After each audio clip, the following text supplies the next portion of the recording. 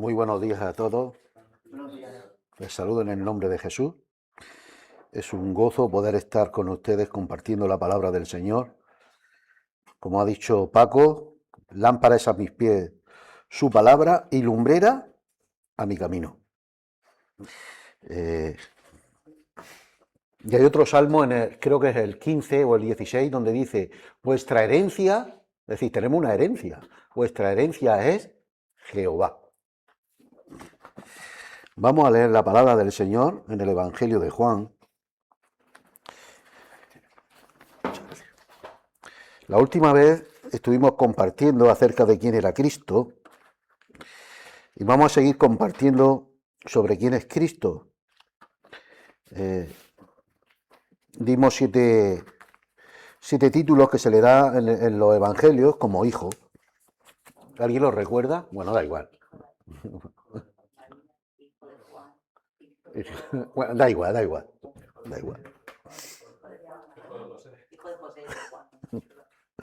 Bueno, vamos a...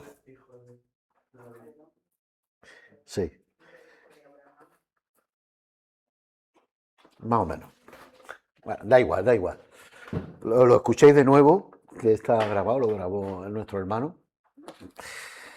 Dice, si en el Evangelio de Juan, en el capítulo 19, y en el versículo 30, solamente vamos a leer el versículo 30, después iremos desarrollando más versículos.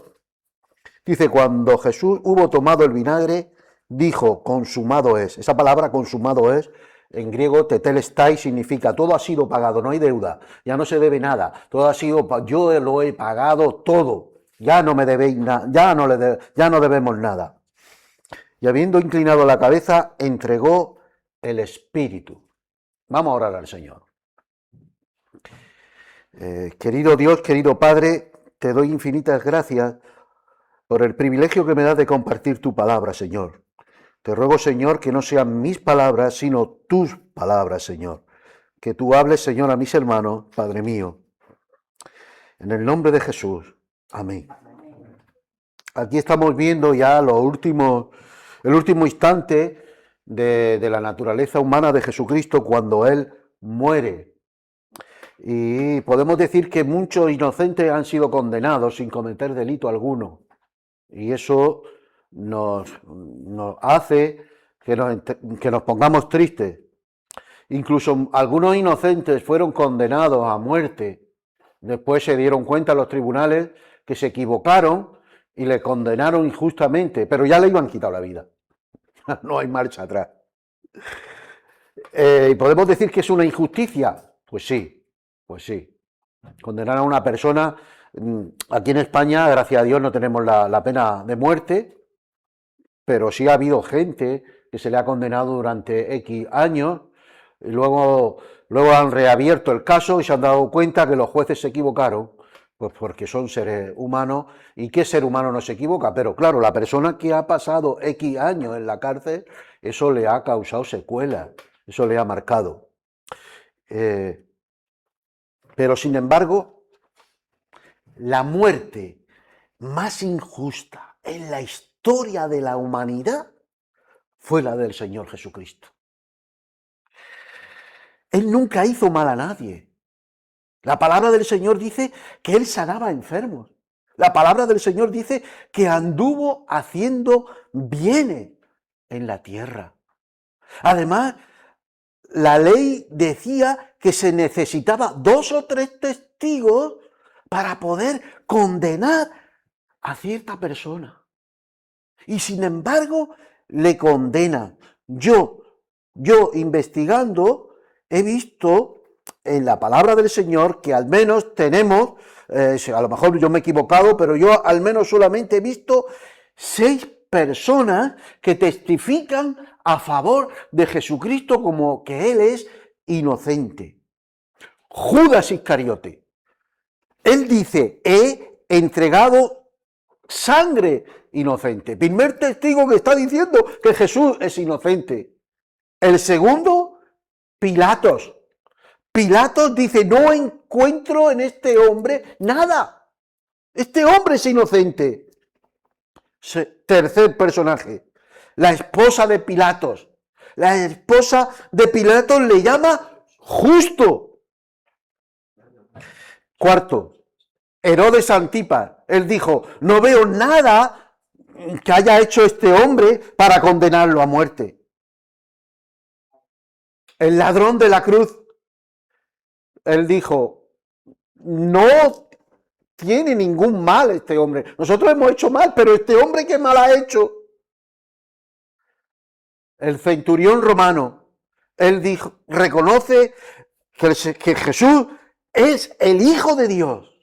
De manera que 6 testigos testificaron a favor de Jesús, de que él era inocente. Sin embargo, la crueldad del ser humano lo condenó injustamente. Vemos a Judas Iscariote, su amigo, le traiciona. El Sanedrín le acusa de blasfemo. ¿Ustedes se imaginan el hombre que ha sido creado por Dios juzgando a Dios?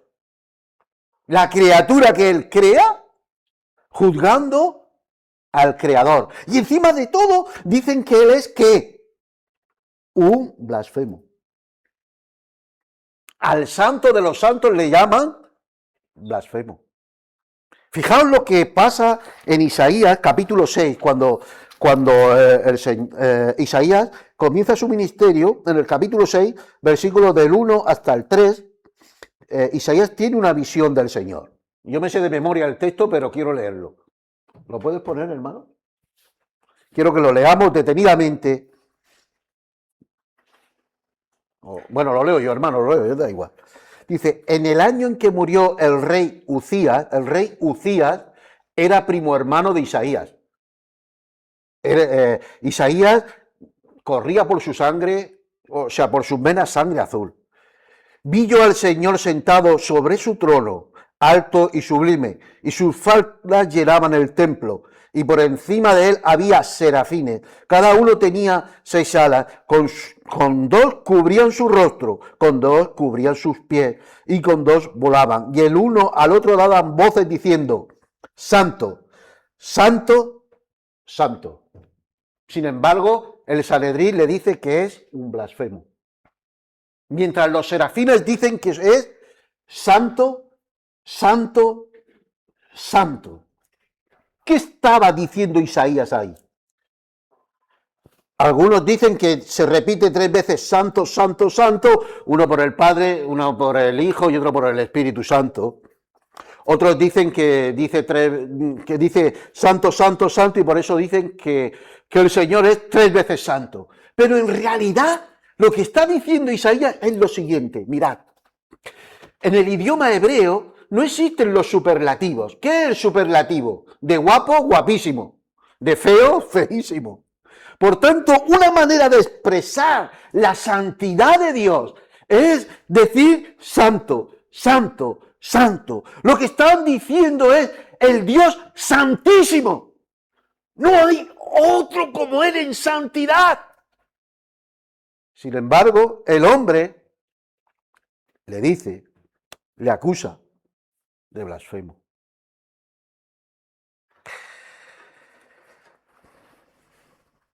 El Sanedrín, Pilato firma la sentencia de muerte. La multitud grita, crucificale. Esa multitud a la que el Señor estuvo con ellos durante su ministerio de 3 años, haciéndole favores, dándole de comer a la multitud, sanándole de sus heridas, le dice, crucifícale. Esa multitud que días antes le dice, Hosana, Hosana, al hijo de David, ahora dice, crucifícale. Los soldados ejecutaron la sentencia y el resultado es que condenaron a un inocente a la muerte, mataron al Señor de la Gloria, a la naturaleza humana, evidentemente, porque la naturaleza divina no puede morir. Vamos a ir viendo poco a poco vamos a ir desarrollando a los personajes que mataron a Jesucristo. Y después vamos a hacer una meditación. Primero, Judas Iscariote. Dice así la palabra del Señor en Mateo 10:4. Simón el cananista y Judas Iscariote, el que también le entregó. El verbo entregar aparece 30 veces aplicado a Judas Iscariote. Y algunas traducciones bíblicas lo traducen de otra manera. Tradicional lo traduce por alguien en el cual no guarda lealtad. Judas no fue leal a su amigo, no guardó la lealtad a su amigo. Tenía una relación íntima con Cristo, Judas Iscariote. Judas Iscariote anduvo con Cristo durante 3 años. Comió con Jesucristo durante 3 años. Dormirían en un mismo cuarto durante 3 años. Pero le traiciona.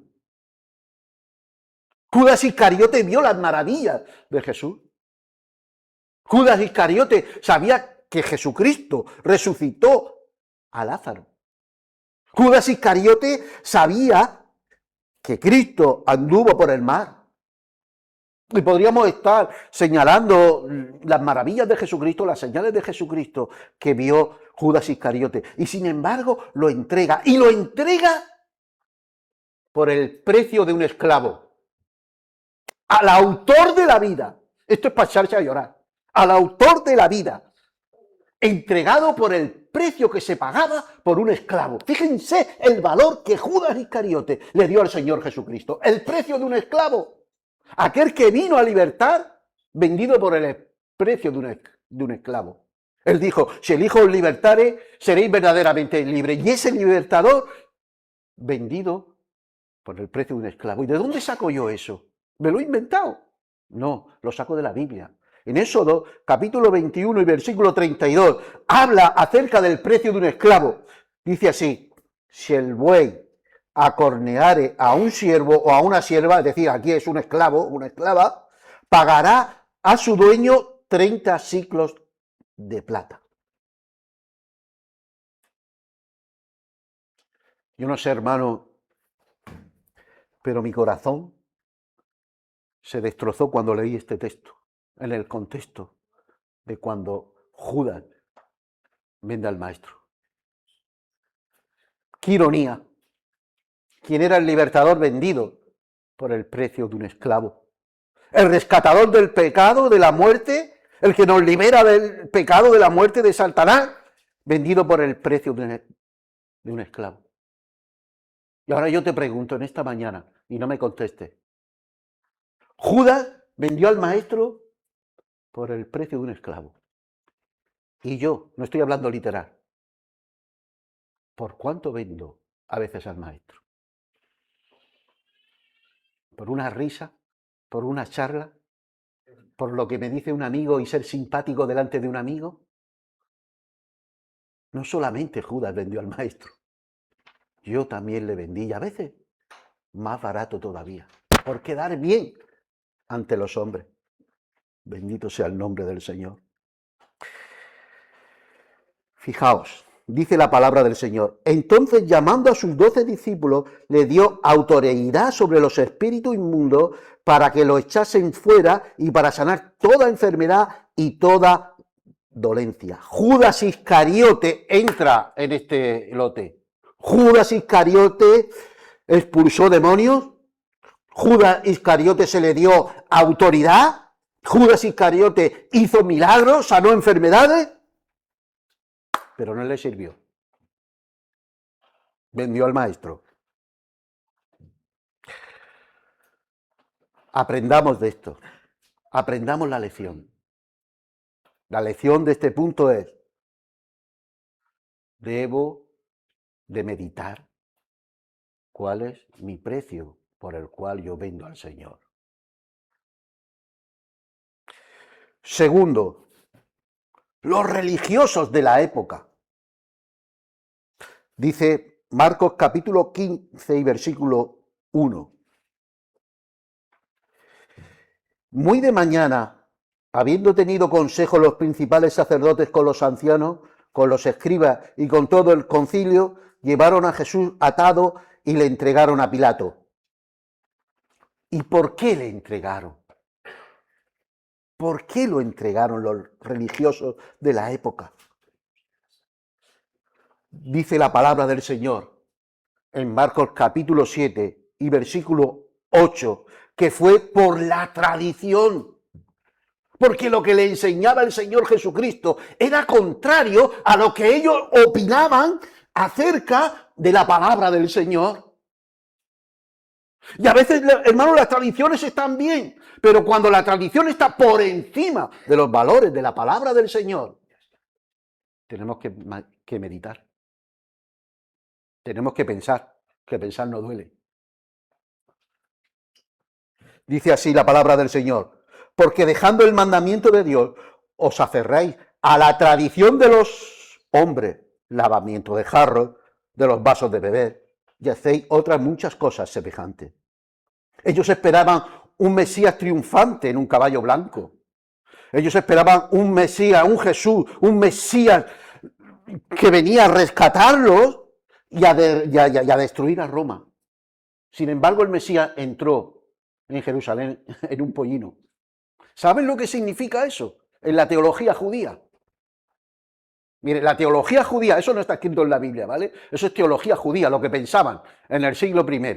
Y imagino que seguirán todavía opinando igual. Ellos pensaban lo siguiente: si el Mesías nos visita y entra en un caballo, es porque Israel está bien delante de Dios. Pero si entra en un pollino, es porque Israel está cometiendo pecado.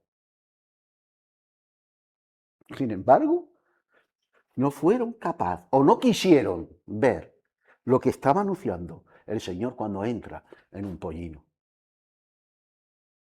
por las tradiciones de los hombres.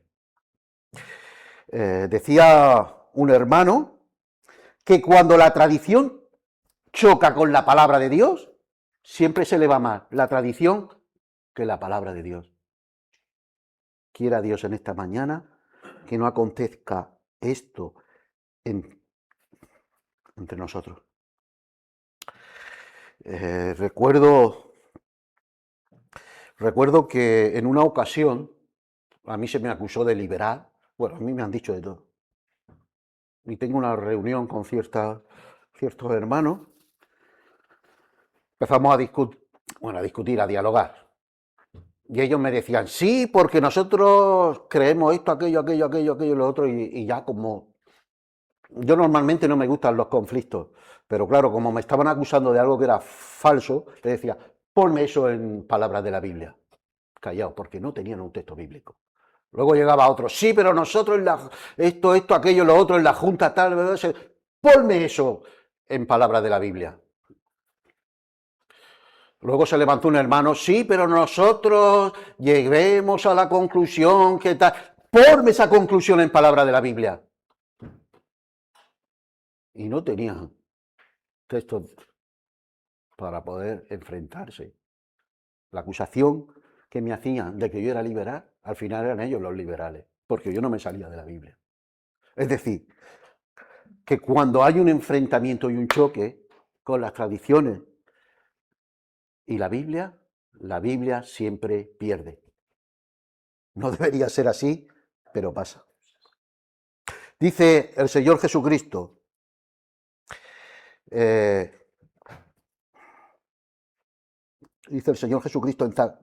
palabra del Señor en Zacarías 12:10, y derramaré sobre la casa de David y sobre los moradores de Jerusalén espíritu de gracia y de oración, y mirarán a mí, a quien traspasaron, y llorarán como se llora por un unigénito, afligiéndose por él como quien se aflige por el primogénito, Fijaos, vamos a leerlo detalladamente.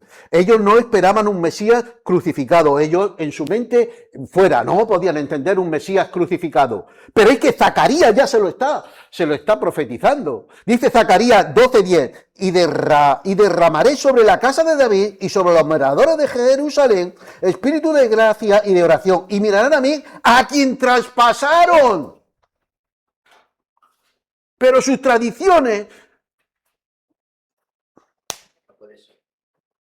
No puede ser, como dice Paco. Y más claro, el agua. Cuando no nos interesa, no nos interesa. Y eso es lo que le pasaron a los judíos de la época de Cristo. Por eso Cristo dice, miren, si yo hubiera hecho entre ellos obra que ninguno otro ha hecho, no tendrían pecado, pero ahora han visto y me han aborrecido a mí y a mi Padre. ¿Por qué? Porque vieron las maravillas, los prodigios, las señales, las profecías que cumplió Cristo y encima de todo le condenan. ¿Ustedes se acuerdan cuando el maestro Nicodemo llama a Jesús, o va a ver a Jesús de noche y tiene una entrevista con Jesús que le dice, sabemos que vienes de arriba porque las señales que tú haces, nadie las puede hacer. Cuando sana al ciego de nacimiento, dice le acusan al ciego de nacimiento, este hombre esto, este hombre aquello, este hombre... Y dice el ciego de nacimiento, sabemos, y nunca se ha visto el caso de que un ciego de nacimiento se le haya dado la vista. Por tanto, este tiene que venir de Dios. Pero sus tradiciones no dejaban ver más allá. Estaban miopes espiritualmente. Dice en Mateo 26, del 63 al 66, mas Jesús callaba. Entonces el sumo sacerdote le dijo, te conjuro por el Dios viviente, que nos diga si eres el Cristo, el Hijo de Dios. Y fijaos ya lo que habían visto ellos.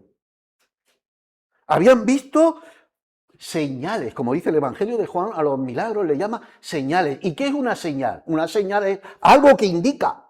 Cuando vas por la carretera y ves salida 37, el Prat, sabes que esa señal te está diciendo que cogiendo esa salida llegas al Prat. Pues ellos estaban viendo las señales. ¿Qué señales? Las maravillas, los prodigios, las profecías que cumplen. Y sin embargo le preguntan, dinos si eres el Cristo, pero es que no lo estaban viendo. Jesús le dijo, tú le has dicho. Y además os digo que desde ahora veréis al Hijo del Hombre sentado a la diestra del poder de Dios y viniendo en las nubes del cielo. Entonces el sumo sacerdote rasgó sus vestimentas diciendo, ha blasfemado, ¿qué más necesitamos? Y le condenan a muerte. Tercero, el pueblo, aquella multitud que se benefició de la venida de Jesucristo, que les dio de comer, que les sanó, y que le dice, crucificadle, crucificadle. Hechos capítulo 2, versículos 36, dice Pedro, sepa pues ciertísimamente toda la casa de Israel que a este Jesús, a quien vosotros crucificasteis, Dios la ha hecho Señor y Cristo. El pueblo también actuó en la muerte del Señor Jesucristo. Y daos cuenta, a mí este versículo me choca mucho, porque unos días antes, unos 50 días antes, Pedro, por miedo, niega a Jesús. Pero ahora llega el día de Pentecostés, el Espíritu Santo viene con poder y gloria y ahora se arma de valor y le dice, vosotros le crucificasteis, vosotros le matasteis. Vosotros matasteis, como dice Paco, al autor de la vida. Paco, evidentemente, basándose en la Biblia.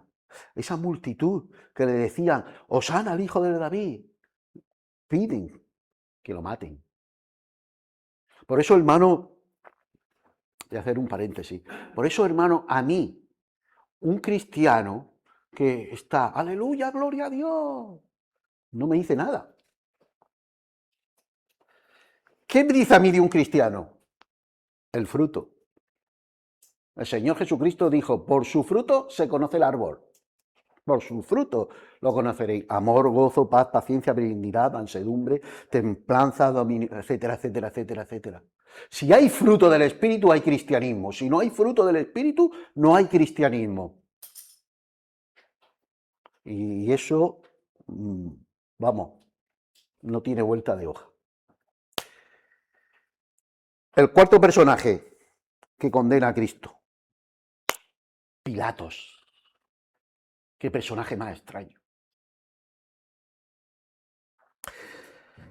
Juan 19, 10, 11 dice, entonces le dijo Pilato, ¿a mí no me hablas? ¿No sabes que tengo autoridad para crucificarte y que tengo autoridad para soltarte? Respondió Jesús, ninguna autoridad tendrías contra mí si no te fuese dada de arriba. Por tanto, el que a ti me ha entregado, mayor pecado tiene. Pilato pensaba que tenía autoridad para matar a Cristo, pero se confundió, porque fue la autoridad que Dios delegó sobre él como gobernante. Pilato firmó la sentencia de muerte de Cristo, aunque su mujer le dijo, no tengas nada que ver, aunque le dijo, no veo delito para matarle, pero sin embargo, por presión o opresión, sentenció a muerte a Jesucristo. ¿Y cuál fue? Mire, el Sanedrín fue muy listo, porque el Sanedrín no podía firmar sentencias de muerte, no podía matar. Con el derecho romano no era tan fácil matar a una persona. En el Antiguo Testamento sí, pero una vez que llega a Roma y Roma pone sus leyes, dentro del derecho romano no era tan fácil matar a una persona y necesitaban al gobernador. Utilizaron, fíjense, fue tan, perdonad la expresión, tan tonto Pilatos que se dejó impresionar y engañar por el pueblo, para que el pueblo se aprovechara de él para firmar la sentencia de muerte. ¿Y qué sentencia de muerte firmó? Jesucristo, Rey de los judíos. Era costumbre de la época que al reo que se le condenara a muerte, se le tenía que poner en un título porque era acusado. Y el título, o la sentencia que él mandó a Roma, fue esta: Jesucristo, Rey de los judíos. Le condenamos por ser Rey de los judíos. Por una realidad, por una verdad. Porque Él es el Rey.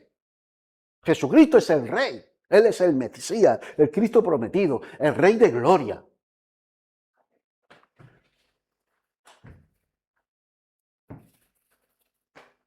Bendito sea el nombre del Señor. Hemos dicho que a Jesucristo le sentencia varios personajes, Judas Iscariote. Hemos dicho primero Judas Iscariote, después hemos dicho el Sanedrín, el pueblo, Pilatos. Pero ninguno de esos, en realidad, fueron los que condenaron a Cristo. ¿Saben ustedes realmente quién condenó a Cristo? ¿Saben realmente quién fue? Si preguntamos, ¿quién fue quien condenó a Cristo? Fuiste tú y fui yo.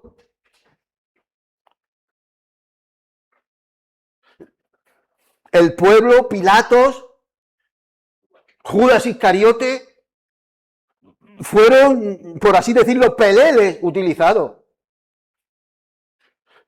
A Cristo lo maté yo. Y lo mataste tú.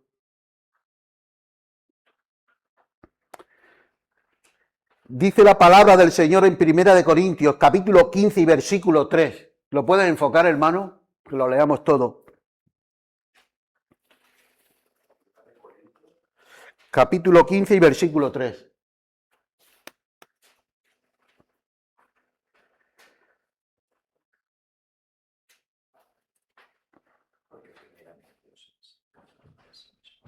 Porque primeramente os he enseñado lo que asimismo recibí, que Cristo murió ¿por quién?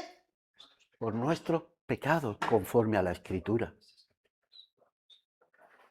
¿Qué lleva a Jesucristo a la muerte?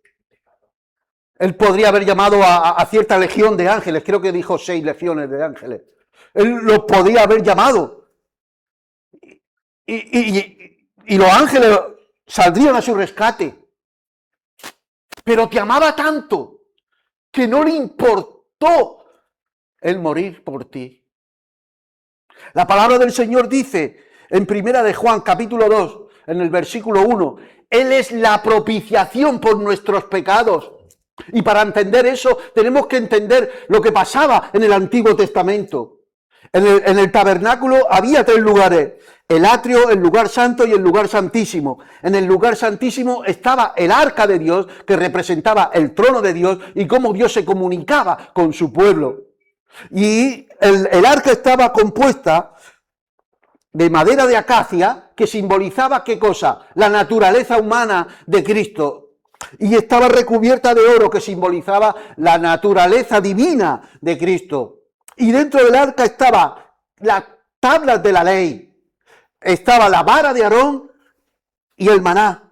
Y encima estaba el propiciatorio, que era lo único y lo más valioso que había en el tabernáculo, que era totalmente de oro. Ahí el sumo sacerdote una vez al año entraba y lo rociaba con sangre para que la cólera y la ira de Dios no cayera sobre el pueblo. Cuando Dios miraba al arca, veía el propiciatorio, porque también al mirar el arca estaban viendo ¿qué cosa? La ley que te condenaba y me condenaba y decía, tienes que morir. Pero en medio estaba el propiciatorio, como símbolo del sacrificio de Cristo.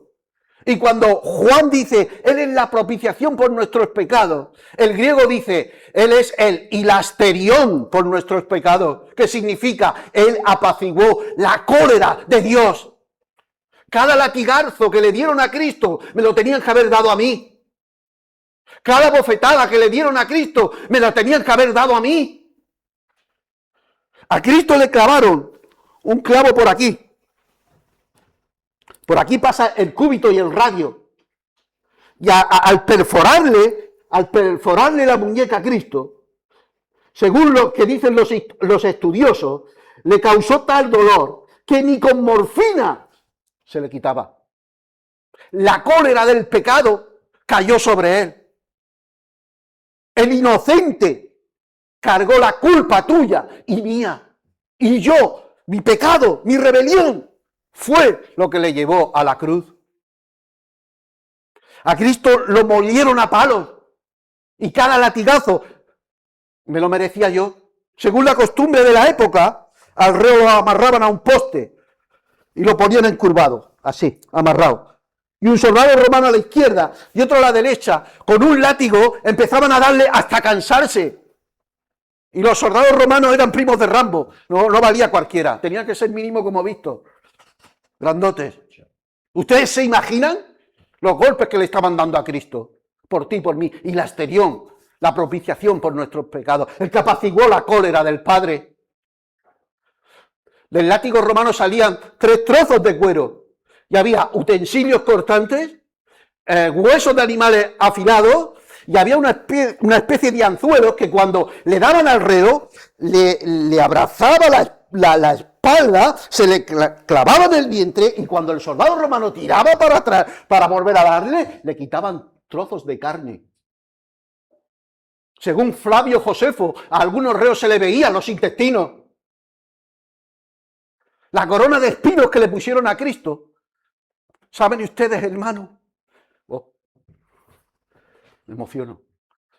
Los espinos, si no recuerdo más, tenían entre 8 y 10 centímetros y tenían forma de pico del oro. Y no es como nosotros lo vemos en las procesiones de Semana Santa que rodeaba, no, era como un casco que le pinzaban en el cráneo. Y algunos reos le daban tembleque, espasmo, y caían al suelo. Yo fui el culpable de la muerte de Cristo. Mi pecado. ¿Y cómo le respondo al Señor? Si Él lo dio todo por mí, ¿no debería yo darle a Dios todo? No hay veces que decimos, sí, Señor, te doy esto, pero aquello no. Él se entregó al 100% por ti y por mí. Mi pecado hizo que clavaran sus manos. Mi pecado hizo que clavaran sus pies. Mi pecado hizo que le pusiesen una corona de espinos. Dice la palabra del Señor que le clavaron una lanza y salió ¿qué cosa? ¿Se acuerdan ustedes? ¿Saben ustedes lo que le pasó a Cristo ahí? El corazón está compuesto del pericardio, endocardio, miocardio y el otro no me acuerdo. Pues el caso que cuando dice que salió como agua, le rompieron el líquido del pericardio. Hay un líquido dentro del corazón que es como agua transparente. Pues la lanza le traspasó el líquido del pericardio por amor, porque te ama. No hay nadie en el universo que te ame tanto como Dios. Ni mis padres me aman como Dios me ama. Ni mis hijos me aman como Dios me ama. Ni tampoco yo puedo dar la talla hacia ustedes amándoles. Yo les amo mucho en el amor del Señor, pero no doy la talla como la dio Cristo. Su gran amor fue lo que le llevó a la cruz del Calvario. Puedes proyectar, hermano, Isaías capítulo 53, versículos del 3 al 6. Y vamos a hacer un ejercicio. Lo vamos a leer juntos, a una. Y luego yo lo voy a volver a leer en primera persona.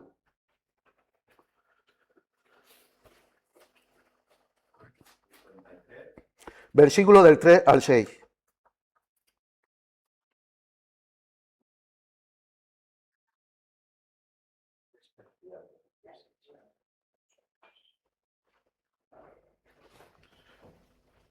¿Lo leemos juntos? Despreciado entre los hombres, varón de dolores, experimentado en quebranto, y como que escondimos de él su rostro, fue despreciado y no le estimamos. Ciertamente llevó nuestros pecados y sufrió nuestros dolores, y nosotros le tuvimos por azotado, por herido de Dios y abatido. Mas él hirió por nuestras rebeliones, molido por nuestro pecado. El castigo de nuestra paz fue sobre él, y por su llaga fuimos nosotros sanos. Ahora lo voy a leer en primera persona. Quiero que estén muy atentos, no a mí porque yo soy uno más. Atentos. Despreciado y desechado por mí, varón de dolores, experimentado en quebranto, y como que yo escondí de él el rostro. Fue menospreciado y yo no lo estimé. Ciertamente llevó él mis enfermedades y sufrió mis dolores, y yo le tuve por azotado, por herido de Dios y abatido. Mas él herido fue por mis rebeliones, molido por mis pecados. El castigo de mi paz fue sobre él, y por su llaga fui yo curado. Yo me descarrié como oveja, yo me aparté por mi camino, mas Jehová cargó en él mi pecado. ¿Os dais cuenta cómo cambia el significado? Muchísimo. Hacer este ejercicio en vuestra casa y veréis cómo el Espíritu Santo os va a conmover a serle más fiel.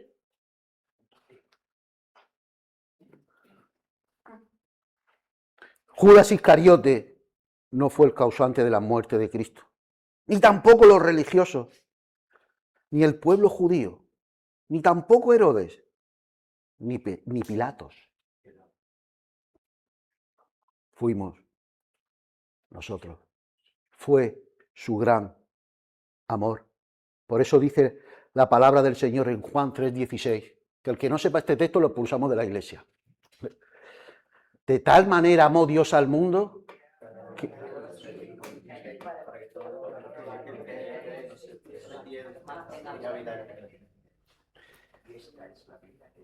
Vamos a meditar un poco, vamos a pensar un poco. Esto no hace falta ni ser teólogo. Cuando nosotros queremos expresar algo, el lenguaje nos ha dotado con figuras de lenguaje. Por ejemplo, imagínense que estoy mucho tiempo sin ver a Víctor y ahora yo digo, ahora me pregunta Paco, ¿sabes algo de Víctor? Y yo digo, hace 1000 años que no he visto a Víctor. No quiere decir literalmente que yo estoy 1000 años sin ver a Víctor, sino quiere expresar que hace mucho tiempo que no lo he visto. Aquí el escritor Juan está usando una figura del lenguaje y está utilizando la siguiente figura de lenguaje. No tengo palabras en el diccionario, he repasado todas las palabras del diccionario y no tengo palabras para expresar el amor que tiene Dios sobre la humanidad. Entonces necesito dar un ejemplo para que me entiendan. ¿Y cuál es el ejemplo? De tal manera amó que dio a su Hijo. ¿Cómo se explica eso? Se explica muy fácilmente. No te lo puedo explicar, pero soy padre. Y los que somos padres entenderán. Mi hijo lo he entregado por amor. Mi hijo bueno, lo que más quiero, lo más amado, el único que me satisface, lo entrego por los demás. Eso es lo que está diciendo Juan. Te ama tanto Dios, tanto te ama Dios,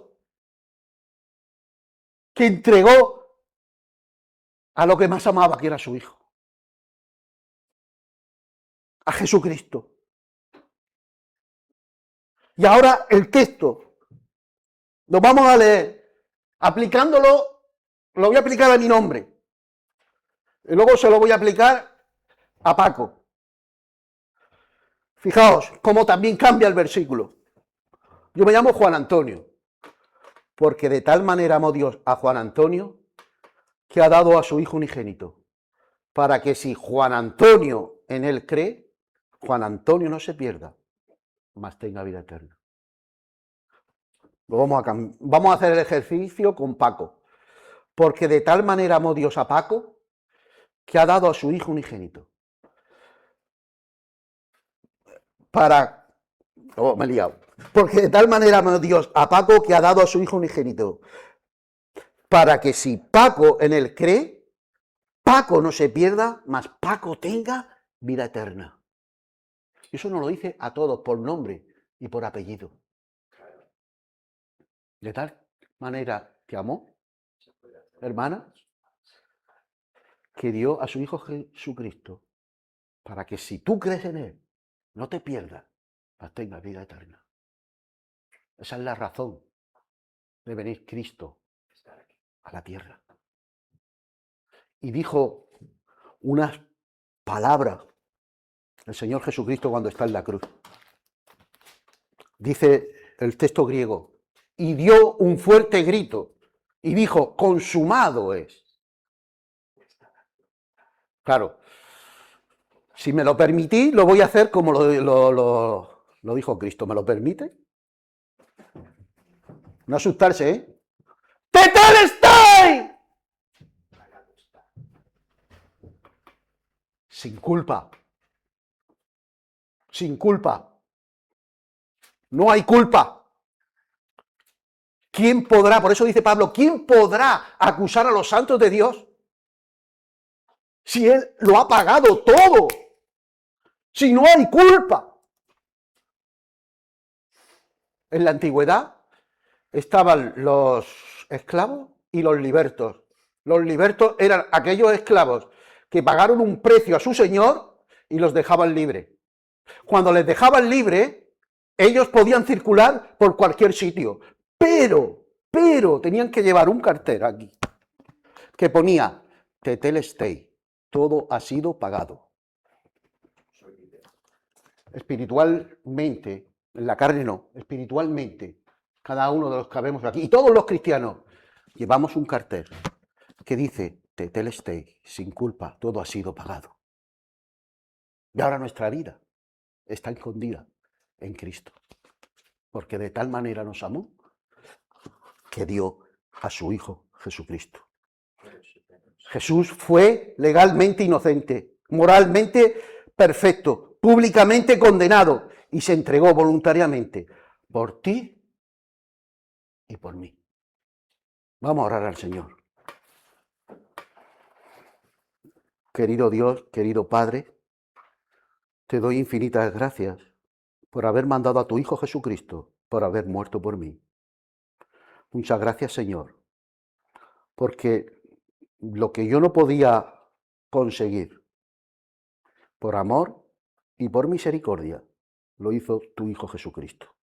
Te pedimos perdón porque a veces, Señor, somos como Judas, te vendemos no por las monedas de plata, Señor, sino a veces por hacernos el gracioso, por quedar bien con los amigos, por socializar con la gente del mundo, Padre. Y te pedimos perdón, Padre.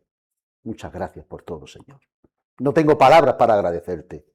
En el nombre de Jesús. Amén.